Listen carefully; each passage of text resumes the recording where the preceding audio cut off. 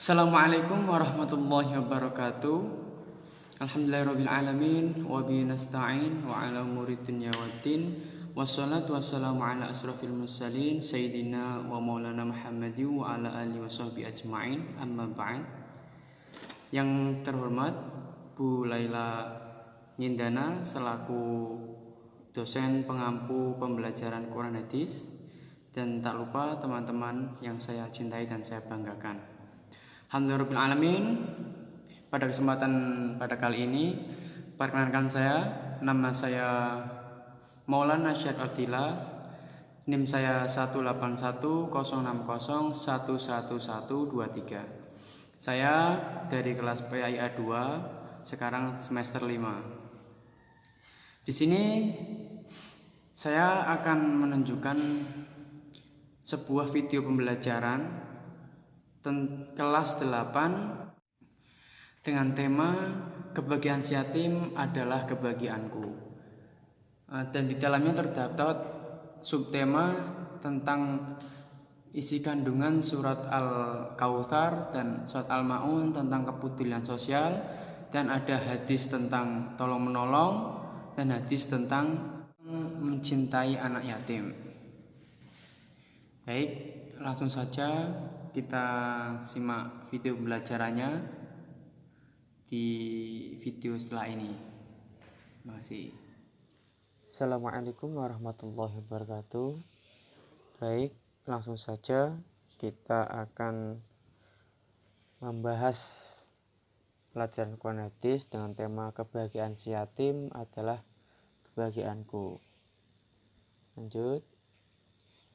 Yang pertama adalah kepedulian sosial. Apa itu kepedulian? Kepedulian itu berasal dari akar kata peduli, yang berarti memperhatikan atau menghiraukan. Kepedulian adalah sikap memperhatikan atau menghiraukan urusan orang lain, sesama anggota masyarakat. Mengapa manusia perlu memiliki kepedulian sosial? Karena manusia adalah makhluk sosial yang senantiasa menjalin hubungan kerjasama dengan orang lain. Kerjasama tersebut dapat terjalin harmonis tatkala para manusia itu masing-masing pihak memiliki kepedulian sosial. Maka dari itu, sebagai makhluk sosial, bukan makhluk individu, kita harus saling bekerja sama agar terciptanya keharmonisan dalam bermasyarakat. Lanjut. Tentang surat Al-Kautsar dan Al-Maun tentang kepedulian sosial. Yang pertama adalah surat Al-Kautsar. Mari kita baca bersama-sama. A'udzubillahi minasyaitonirrajim. Bismillahirrahmanirrahim. Inna a'tainakal kautsar fasholli lirabbika wanhar inna syani'aka huwal abtar. Artinya, ayat pertama, sesungguhnya kami telah memberikan kepadamu nikmat yang banyak. Yang kedua, maka dirikanlah sholat karena Tuhanmu dan berkorbanlah. Dan yang ayat terakhir, yang ketiga, yaitu sesungguhnya orang-orang yang membenci kamu dialah yang terputus. Penjelasan surat. Penjelasan surat ini per ayat. Dari ayat 1 itu menerangkan tentang nikmat Allah yang melimpah yang telah diberikan kepada Nabi Muhammad SAW. Kenikmatan yang melimpah itu disebut Al-Kautsar. Yang ayat kedua menerangkan tentang dua perintah kepada Nabi Muhammad SAW khususnya dan umat Islam pada umumnya. Kedua perintah itu adalah pelaksanaan sholat dan kurban. Nah, pelaksanaan dua perintah tersebut adalah bukti rasa syukur kita atas limpahan nikmat yang Allah berikan kepada kita. Ayat ketiga menerangkan perihal orang yang membenci Nabi Muhammad dan risalahnya. Nah, dari kebencian itulah mengakibatkan terputusnya rahmat Allah kepada orang yang membenci kepada Nabi Muhammad. Kita lanjutkan surat Al-Ma'un. Kita baca bersama-sama lagi. A'udzu billahi minasyaitonir rajim. Bismillahirrahmanirrahim. Ara'aital ladzi yukadzibu bid-din fadzalikal ladzi yad'ul yatim ولا يحض على طعام المسكين فويل للمصلين الذين هم عن صلاتهم ساهون الذين هم يراءون ويمنعون الماعون. Artinya, tahukah kamu orang yang mendustakan agama? Ayat kedua, itulah orang yang menghati anak yatim. Ayat ketiga, dan tidak menganjurkan memberi makan orang miskin. Ayat keempat, maka kecelakaanlah bagi orang-orang yang sholat. Yang lima, yaitu orang-orang yang lalai dari sholatnya. Ayat keenam, orang-orang yang berbuat riya. Dan ayat terakhir, dan enggan menolong dengan barang berguna. Dilihat dari ayatnya pun kita sudah mengetahui bahwa kita itu dilarang menghati orang anak-anak yatim. Kita harus berbuat baik, celaka untuk orang-orang yang sholat. Maksudnya orang yang lalai dari sholatnya, bukan celaka bagi orang yang sholat itu tanpa sebab, yaitu celaka disebabkan karena dia itu lalai dari sholatnya. Terus orang yang berbuat riya maka dia akan celaka.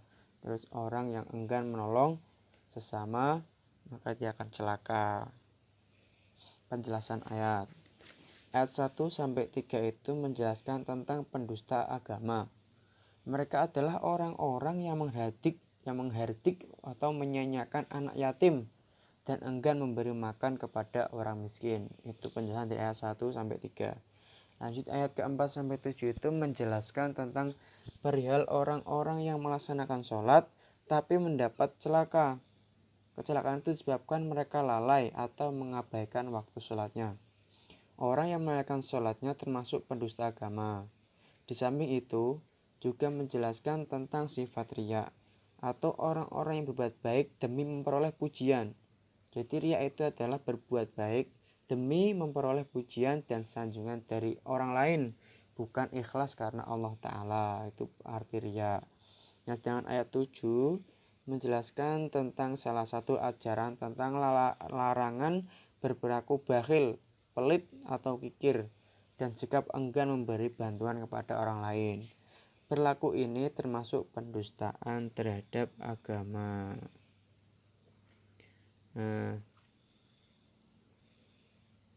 Jadi dapat disimpulkan bahwa isi surat Al-Ma'un itu menjelaskan tentang sifat manusia yang dipandang sebagai pendusta agama.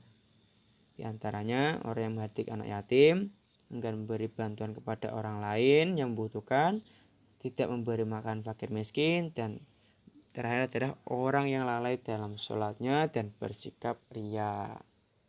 Lanjut, kita sekarang beralih kepada hadis tentang tolong menolong. Hadis yang pertama ini berbunyi, An Abi Syihabin anna Salim bin Abdillah bin Umar akhbarahu an Abdullah bin Umar akhbarahu anna Rasulullah sallallahu alaihi wasallam qala al muslimu akhul muslim la yadlimuhu wa la yuslimuhu wa man kana fi hajati akhihi kana Allahu fi hajatihi wa man farraja muslimin kurbatan farrajallahu anhu kurbatan min kurubati yaumil qiyamah wa man satara musliman satarahullahu yaumal qiyamah.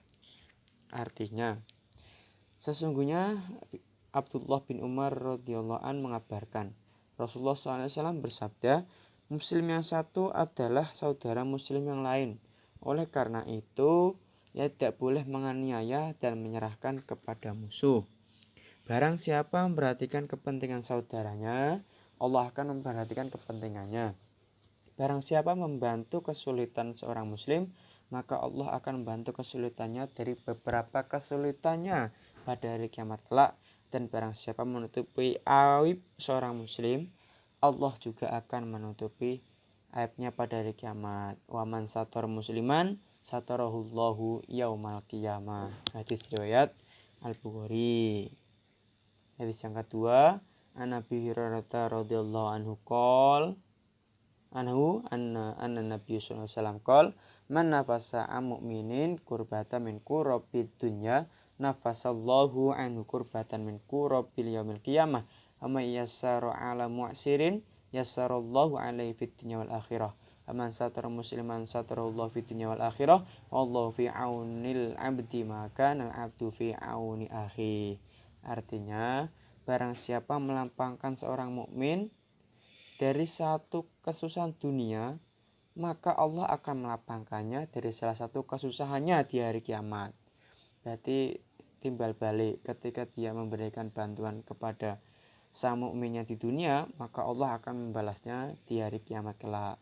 Lanjut, barang siapa meringankan penderitaan seorang, Allah akan meringankan penderitaannya di dunia dan akhirat. Barang siapa menutupi aib seorang muslim, Allah akan menutupi aibnya di dunia dan di akhirat. Allah akan menolong seorang hamba selama hamba itu mau menolong saudaranya. Itu hadis kedua tentang tolong menolong. Penjelasan hadis. Hadis pertama itu Rasulullah mengajarkan kita untuk saling tolong menolong. Tolong menolong atau ta'awun merupakan keharusan bagi setiap orang, karena manusia tidak bisa hidup di dunia tanpa pertolongan orang lain. Setiap pekerjaan apapun bentuknya pasti membutuhkan kerjasama dengan orang lain. Sesuai tercermin dalam firman Allah, wa ta'awanu 'alal birri wat taqwa wa la ta'awanu 'alal itsmi wal udwan wattaqullaha innallaha syadidul 'iqab. Dan jangan tolong menolong dalam berbuat dosa dan pelanggaran, dan bertakwalah kamu kepada Allah. Sesungguhnya Allah itu amat berat siksanya. Surat Al-Maidah ayat 2. Dalam hadis di atas juga dijelaskan, Allah mengapresiasi orang yang mau membantu keperluan saudaranya. Dia akan membantunya dalam kebutuhan dan mengabulkan hajatnya. Seorang yang mau melepaskan kesusahan orang lain, maka Allah akan melepaskan dari kesusahannya di hari kiamat. Dan orang yang suka menutupi aib orang lain, maka aibnya pun akan ditutupi Allah pada hari kiamat kelak. Itu hadis yang pertama. Sedangkan hadis yang kedua itu menjelaskan tentang sikap hidup yang harus tumbuh kembangkan dalam kehidupan bermasyarakat. Sikap tersebut antara lain, jadi hadis kedua itu menjelaskan sikap kita ketika hidup bersama masyarakat. Sikap tersebut antara lain kesediaan melapangkan kesusahan, saling tolong membantu, terus meringankan beban penderitaan, menjaga atau menutupi aib saudaranya, dan kesediaan menolong bersama. Jika sikap tersebut tertanam dalam dada kita, sekaligus menjadi karakter yang dipraktikkan dalam kehidupan sehari-hari, maka Allah SWT akan membalasnya, balas yang sama, dilapangkan, diringankan tipe aibnya, dan beroleh pertolongan Allah dari kesusahan-kesusahan pada hari kiamat. Jadi semua itu adalah timbal balik. Ketika kita buat baik, maka kita akan diberi kebaikan. Jika kita berburuk, maka kita juga akan diberi keburukan. Sekarang hadis tentang mencintai anak yatim. Wah, ini tipe ini, mencintai anak yatim. Hadis yang pertama berbunyi, An Sahl bin Sa'id qala Rasulullah sallallahu alaihi wasallam, ana wa kafilul yatimi fil jannati hakadha wa asyarul bisababati wal wusta wa farraja bainama syai'an. Artinya, dari Sahl bin Sa'id radhiyallahu an berkata, Rasulullah sallallahu alaihi wasallam bersabda, Aku Rasulullah dan orang-orang yang memelihara anak yatim di surga itu seperti beliau menunjukkan jari telunjuk dan jari tengah serta merenggangkan antara keduanya. Itu ibarat orang-orang yang memelihara anak yatim di dunia, maka itu ibarat Rasulullah dan beliau itu seperti jari telunjuk dan jari tengah yang serta merenggangkan keduanya. Jadi sangat dekat. Hadis yang pertama. Hadis yang kedua itu qala Rasulullah sallallahu alaihi wasallam, khairu baitin fil muslimina baitun fi yatimun yuhsinu alaih Wa syarru baitin fil muslimin baitun fi yatim yusa'u ilaih. Jadi ini dari Abu Hurairah radhiyallahu an berkata, Rasulullah SAW bersabda, sebaik-baik seorang muslim adalah ketika rumah yang di dalamnya itu ada anak yatim dan diasuh dengan baik. Nah, sedangkan seburuk-buruk rumah adalah orang Islam. Seburuk-buruk rumah orang Islam adalah rumah yang di dalamnya ada anak yatim yang diperlakukan dengan jahat. Hadis riwayat Ibnu Majah. Penjelasan hadis. Jadi hadis di atas itu mengajarkan kepada kita untuk peduli terhadap anak yatim. Seorang yang peduli terhadap anak yatim dengan cara memeliharanya, dalam artian merawatnya, maka seperti memberikan pendidikan, pelatihan yang bermanfaat, membesarkan jiwanya dengan perlakuan yang baik dan wajar, akan memperoleh kedudukan yang tinggi di surga bersama Nabi Muhammad. Kebersamaan surga itu digambarkan layaknya kedekatan antara jari telunjuk dan jari tengah, dekat sekali. Demikian pula pada hadis kedua, bahwa rumah yang paling mulia dalam pandangan Nabi Muhammad SAW adalah rumah yang dalamnya tersebut ada anak yatim dan diasuh dengan baik. Sebaliknya, seburuk-buruk rumah yaitu di dalamnya ada anak yatim tapi disia-siakan. Nah, maksudnya itu di dalamnya itu ada anak yatim tapi tidak dirawat dengan baik, malah disia-siakan, maka itu disebut dengan seburuk-buruknya rumah. Jika demikian halnya, maka keberkahan hidup tidak akan pernah terpancar dari rumah tersebut beserta penghuninya. Ya, mungkin itu saja materi pada pertemuan hari ini. Kalau ada yang mau tanyakan bisa ditanyakan. Kalaupun ada sanggahan atau apapun bisa ditanyakan ya. Oke, saya sekian. Terima kasih. Wassalamualaikum warahmatullahi wabarakatuh. Terima kasih kepada teman-teman yang sudah menonton video saya. Jika ada sanggahan atau kritik dan saran bisa menghubungi saya langsung. Sekiranya saya mohon maaf apabila ada banyak kekeliruan dan kesalahan. Akhirul kalam dari saya. Astaghfirullah min qouli bil amal. Assalamualaikum warahmatullahi wabarakatuh.